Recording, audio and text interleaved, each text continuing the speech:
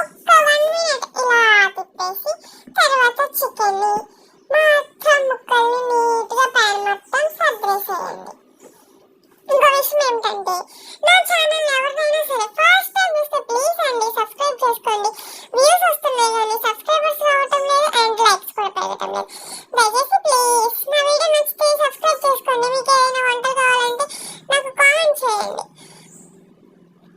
Pan లో పెట్టుకున్న chicken ముక్కల పైన లైట్ గా ఉప్పు అండ్ పసుపు వేసి మొత్తం కిందకి పైకి తిరగవేయండి. తరువాత మూత పెట్టేసేయాలి.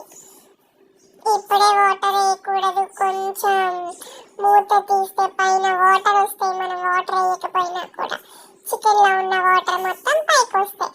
ఆ టైంలో మూత ఓపెన్ చేసేసి పైన ఒక్కటంటే ఒక్కటే టమోటా ముక్కలు వేసుకొని ఇంకా కారం మనం ముందుగా పట్టు పెట్టుకున్నాం కదా గరం మసాలా అది కూడా వేసుకొని మంచిగా తిప్పేసి మూత పెట్టండి.